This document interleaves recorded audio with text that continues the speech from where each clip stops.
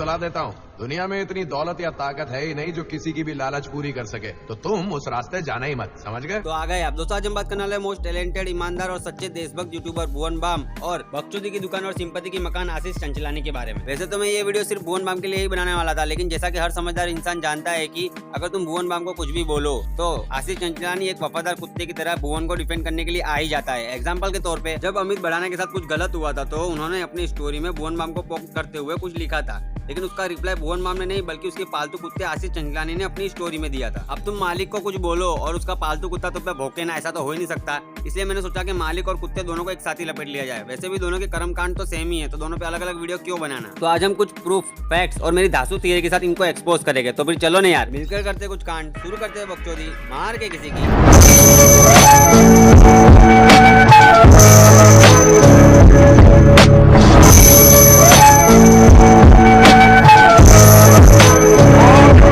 वहीं से शुरू करते हैं जहां से मेरा फेवरेट यूट्यूबर बीबी मुझे पहली बार गलत लगा। जब दिल्ली में एंटी सीए प्रोटेस्ट चल रहा था, जब सड़कों पे बसें जलाई जा रही थी, पुलिस वालों पे पत्थर मारे जा रहे थे और हमारे जेएनयू वाले एंटी नेशनल नारे लगा रहे थे, तब तक हमारे बड़े यूट्यूबर चुपचाप बैठे थे। लेकिन जैसे ही कुछ नकाबपोशों ने कॉलेज के अंदर घुसकर जेएनयू वालों को पीटना शुरू किया, लेकिन हमारे बीबी और आशीष से जेएनयू के स्टूडेंटों की ये पिटाई देखी नहीं गई और उन्होंने अपना दुख जाहिर करते समय ये ट्वीट करके कहा कि मैंने अपने भारत देश में ऐसी हिंसा की कभी कल्पना नहीं की थी। अबे बीबी, हमारे देश में इससे भी बड़ी बड़ी हिंसा हो चुकी है, लेकिन वो तुम्हें कभी दिखाई नहीं दी। क्यों, वो मैं तुम्हें आगे बताऊंगा। अगर आप में थोड़ी सी भी देशभक्ति है तो ये समझ लीजिए पॉलिटिक्स से ऊपर इंसानियत होती है। बिल्कुल सही कहा बीबी, लेकिन दूसरों को कहने से पहले ये खुद के ऊपर तो अप्लाई कर लेता। तुम लोग जो फेंकी हुई हड्डी उठाने के लिए सिलेक्टिव टॉपिक पे भोंकते हो ना, उसे भी पॉलिटिक्स कहते हैं। किसी को शारीरिक चोट पहुंचाना जानवरों से भी बदतर है। ये हिंसा देश को मंजूर नहीं। जब पाल घर में बूढ़े साधुओं को पीट पीट कर मार डाला था, तब इनके मुँह से एक शब्द नहीं निकला। जब दिल्ली दंगों के दरमियान 56 मासूमों की जान चली गई, तब इनके मुँह से एक शब्द नहीं निकला। जब बंगाल वायलेंस के दरमियान भी कई मासूमों लोगों की जान चली गई, तब भी इनके मुंह से एक शब्द नहीं निकला। लेकिन एंटी नेशनल नारे लगाने वाले जेएनयू स्टूडेंटों को कुछ लोगों ने पीट क्या दिया।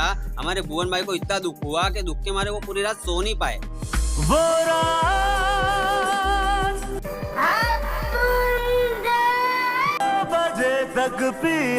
उसके बाद बीबी ने ये 2 ट्वीट और किए थे, इसको ध्यान से पढ़ लेना क्योंकि अभी आयरनी होने वाली है जी, बहुत भयंकर। उसके बाद बीबी के पालतू कुत्ते ने बीबी की बात को ही दोहराते हुए ये ट्वीट किया और उसके बाद दूसरा ट्वीट करते हुए ये बोला कि अब कोई मुझे एंटी नेशनल मत बोलना। अरे किसने आशीष को एंटी नेशनल बोल दिया? अरे कोई आशीष को एंटी नेशनल नहीं बोलेगा। आशीष एंटी नेशनल थोड़ी है। आशीष तो एक नंबर का धोखेबाज, दोगला, लालची किस्म का कुत्ता इंसान है, जो अभी मैं आपको आगे बताऊंगा। अरे आशीष और बीबी, तुम लोग हिंदू ही हो ना? अरे नहीं यार, मैं हिंदू मुस्लिम नहीं कर रहा हूँ, मैं तो बस इसलिए पूछ रहा हूँ क्योंकि तुम जेएनयू वालों को सपोर्ट कर रहे थे और जेएनयू वाले तो कुछ ये नारे लगा रहे थे।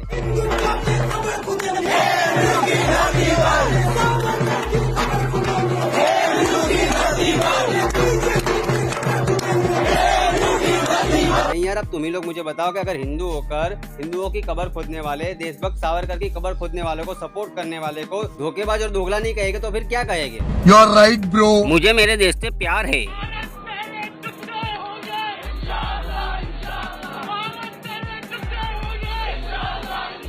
हर नागरिक की तरह देश में अमन और शांति चाहता हूँ।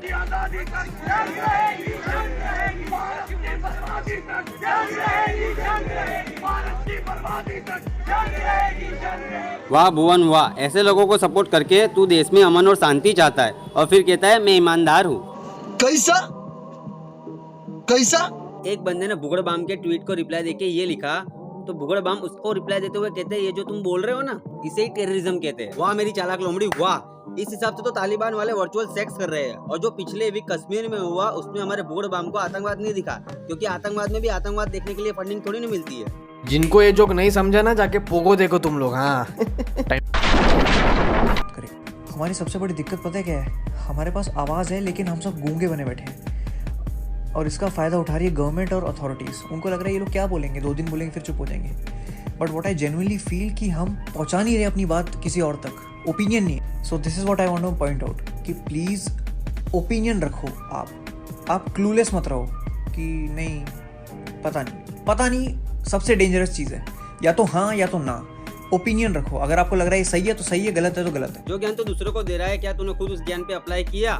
एंटी सीए प्रोटेस्ट में 50 से ज्यादा लोगों की जान चली गई, लेकिन क्या तूने वहाँ पे क्लियर स्टैंड रखा कि सीए कानून सही है या गलत है? तो महीने से चलने वाले फार्मर प्रोटेस्ट पे क्या तूने अपना क्लियर स्टैंड रखा? क्या तूने पालघर साधुओं पे अपना क्लियर स्टैंड रखा था, या फिर तूने रिंकू शर्मा पे अपना क्लियर स्टैंड रखा था? यहाँ तक कि निकिता तोमर के मर्डर पे भी तुम लोग चुप रहे, जिसकी सीसीटीवी फुटेज आज भी यूट्यूब पर मौजूद है। अच्छा, तो तुम लोग निकिता तोमर पे बोलते हैं तो कुछ लोग तुमसे नाराज होकर तुम्हें अनफॉलो कर देते, या फिर पालघर के साधुओं पे या फिर निकिता तोमर पे बोलने से हिंदू मुस्लिम हो जाता, और हिंदू मुस्लिम करना तो गलत है ना, लेकिन जातिवाद फैलाना एकदम सही है ना बीबी? तभी तूने और तेरे कुत्ते ने हाथरस केस पे तुरंत ट्वीट कर दिया था। अब तुम लोग सोच रहे हो कि ये ट्वीट तो एकदम सिंपल है, इसमें इन लोगों ने क्या गलत किया? तो रुको जरा, सबर करो। जो लोग भी हाथरस केस के बारे में जानते हैं उन्हें इतना तो पता ही होगा, जब हाथरस केस वायरल हुआ तो उसके साथ दो चीज और वायरल हुई थी। पहली, जिसमें आधे पक्ष लोग कह रहे थे कि रेप हुआ है और आधे लोग कह रहे थे कि रेप नहीं हुआ है, और दूसरी, इस केस को डायरेक्ट जातिवाद से जोड़ा जा रहा था। लड़की दलित है, रेप करने वाले ठाकुर है, ठाकुरों ने दलित लड़की का रेप कर दिया। यहाँ तक कि आधे से ज्यादा न्यूज चैनल और न्यूज आर्टिकल्स में डायरेक्ट इसे जातिवाद से ही जोड़ दिया जा रहा था। और ऐसे टाइम पे हमारे बीबी और आशीष जैसे पढ़े लिखे समझदार और स्मार्ट यूट्यूबर बिना सोचे समझे इस पे ट्वीट कर देते हैं, ताकि जिन लोगों को हाथरस केस के बारे में नहीं पता वो लोग भी इनका ये ट्वीट देखकर गूगल या फिर यूट्यूब पर जाकर सर्च मारे के हाथरस केस के बारे में, और उन्हें क्या जानने मिलेगा कि ठाकुरों ने दलित लड़की का रेप किया है। इससे जातिवाद बढ़ेगा, लेकिन उससे क्या फर्क पड़ता है? हमें बस वहीं चुप रहना है जहाँ हिंदू मुस्लिम हो। जातिवाद हो वहाँ पे तो हमें खुल के बोलना है और जातिवाद तो फैलाना है। कैमरे के सामने बहुत ही शरीफ और निहायत ही ईमानदार बनने वाले आशीष चंचलानी के मुंह से कुछ सुनो तो सही, तुम चौंक जाओगे। 8 साल की बच्ची का रेप हुआ है। कमाल की बात यह है कि लोग इसको धर्म का नाम देके यूज कर रहे हैं। भगवान जाने, डू यू रियलाइज जो लोग कंट्रोवर्सी क्रिएट कर रहे हैं उस 8 साल की बच्ची पर क्या बीती होगी, उसकी क्या हालत हुई होगी।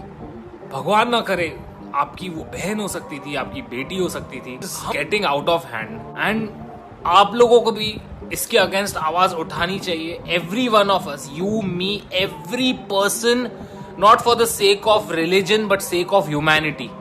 This is disgusting, heart breaking. क्या बोलूं मैं? अबे इतने टैलेंटेड होकर भी अगर तुम्हें सिलेक्टिव टॉपिक पे भौंक के सिंपैथी लेकर ही जीना पड़े तो थू है तुम्हारे टैलेंट पे। तुम चुल्लू भर पानी में जाके डूब के मर जाओ। ये लोग इतने बड़े दोगले हैं ना कि हर वायरल केस पे मगरमच्छ के आंसू बहाकर आ जाएंगे ताकि सिंपैथी और फॉलोवर गेन कर सके। लेकिन पालघर के साधुओं पे, निकिता तोमर पे, और जस्ट अभी अभी जो केस आया है कि एक मौलाना ने एक बच्ची को मस्जिद के अंदर रेप करने की कोशिश की, और जबकि ये केसों के वीडियो प्रूफ तुम लोगों को यूट्यूब पर ही मिल जाएंगे, लेकिन फिर भी ऐसे टॉपिकों पे ये लोग चुपचाप बैठे रहेंगे, क्योंकि इस पे बोलेंगे तो कुछ लोग इन्हें अनफॉलो कर देंगे। मुझे आज पता चला कि फॉलोअर की बुक्स 10 मिलियन होने के बाद भी नहीं मिटती। अब ये मत कहना कि मैं हिंदू मुस्लिम कर रहा हूँ, मैं तो तुम लोगों को बता रहा हूँ कि हिंदू मुस्लिम कौन करता है। जब विक्टिम मुस्लिम होता है और अपराधी हिंदू होता है तो हम सब मिलकर एक साथ आवाज उठाते हैं। लेकिन ऐसे दोगलों को क्या बोलना चाहिए जो सिर्फ तभी आवाज उठाते हैं जब मुस्लिम विक्टिम होता है। हिंदू जहाँ विक्टिम हो और मुस्लिम जहाँ अपराधी हो वहाँ इनकी बोलती बंद रहती है, वहाँ पर ये लोग एक शब्द नहीं बोलते। और अगर तुम्हें बोलना ही है तो दोनों तरफ से बोलो, और गुनाह देखकर इंसाफ की मांग करो यार। ये रिलीजन देखकर इंसाफ की मांग मत करो कि विक्टिम मुस्लिम होगा तो ही हम इंसाफ मांगेंगे, विक्टिम हिंदू होगा तो हम इंसाफ नहीं मांगेंगे। ये दोगलापंथी बंद करो। खुद पॉलिटिक्स खेलते हो और फिर बोलते हो पॉलिटिक्स बहुत गंदी चीज है। क्यों? अरे इसका स्टाइल है। क्यों का स्टाइल? ये बाबूराव का स्टाइल है। इतना सब कुछ करने के बाद भी इनका जी नहीं भरा तो इन्होंने अपने फैंस के जरिए वीडियो बनाकर हेमकुंड फाउंडेशन को तगड़ी फंडिंग दिलाई। अगर आप में से किसी को हेमकुंड फाउंडेशन के बारे में नहीं पता तो मैं इसे पहले भी एक्सपोज कर चुका हूँ 2 वीडियो में। उन दोनों वीडियो की लिंक मैं अपने डिस्क्रिप्शन में दे रहा हूँ, आप चाहो तो जाकर देख सकते हो। हेमकुंड फाउंडेशन के ओनर रोहिंग्या को सपोर्ट कर रहे हैं, उन्हें रोहिंग्या मुस्लिम के ताकि रिलीजन की चादर उड़ाए तो सिंपैथी ज्यादा मिले। लेकिन मैं आप लोगों को बता दूं, ये वही रोहिंग्या से जो बिना कागज के गैर कानूनी तरीके से हमारे देश में घुसकर रह रहे हैं। यही रोहिंग्यास ने कई कत्लेआम भी किए थे। यहाँ तक कि हमारे देश की सरकार भी इन रोहिंग्यास को देश के लिए खतरा समझती है। लेकिन हमारे भुवन और आशीष के बेस्ट फ्रेंड इन रोहिंग्यास को खुल्लम खुल्ला सपोर्ट करते हैं, जिससे भुवन और आशीष ने करोड़ों की फंडिंग करवाई थी। अब तुम लोग सोच ही सकते हो कि कोरोना के नाम पे जो फंडिंग करवाई गई थी हेमकुंड फाउंडेशन में, वो फंडिंग कहाँ यूज हुई होगी। ये हेमकुंड फाउंडेशन के ओनर अपने आप को सिख कहते हैं, लेकिन सीए कानून के द्वारा पाकिस्तान, अफगानिस्तान और बांग्लादेश से आए हुए सिखों को सपोर्ट करने की इन्होंने बात तक नहीं की। और ऐसे बंदे के साथ हमारे भुगड़ बम फोटो खिंचवाते, कार में बैठकर वीडियो बनाते। तो भुवन एक क्लियर स्टैंड भी ले लेना कि तू रोहिंग्या को फुल सपोर्ट करता है। भुवन और आशीष जैसे बड़े यूट्यूबर समझदार और जिम्मेदार होने के बाद भी एक बार नहीं, 2 बार नहीं, 3 बार सेम गलती कर दे तो इससे एक ही चीज साबित होती है, या तो ये लोग एक नंबर के झूठे और मक्कार है, या फिर ये एक नंबर के पढ़े लिखे जाहिल गवार है। और इन दोनों में से ये लोग क्या है इसका जवाब ये खुद ही दे सकते हैं। लेकिन मुझे पता है ये लोग कोई रिप्लाई नहीं देंगे, इसलिए मैं एक हैशटैग चला रहा हूँ एंड बीबी। ये हैशटैग आपको हर जगह फैला देना है, चाहे आप कोई मीम वीडियो देखो, किसी की लाइव स्ट्रीम देखो या कोई वीडियो देखो। आपको हर जगह ये हैशटैग लिखना है एंड बीबी। मुझे पता है कि इससे कुछ ज्यादा फर्क नहीं पड़ेगा, लेकिन थोड़ा बहुत फर्क तो पड़ेगा। और मैं ये नहीं कह रहा हूँ कि बीबी का जो आज नया वीडियो आएगा उसकी कमेंट सेक्शन में जाकर भी तुम एंड बीबी भर दो, लेकिन मैं कह नहीं रहा हूँ, इसका मतलब ये नहीं है कि तुम लोग कर नहीं सकते। तुम लोग अपनी मर्जी के मालिक हो यार, तुम लोग जो चाहे वो कर सकते हो। आज के लिए बस इतना ही। हर जगह ये हैशटैग फैला देना। 4 दिन बाद मैं एक और वीडियो लेकर आऊंगा, तब तक के लिए अलविदा दोस्तों।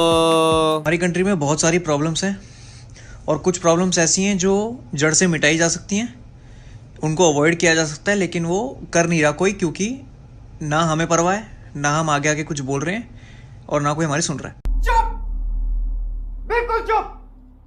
हिम्मत कैसे हुई तेरी मुंह खोलने की?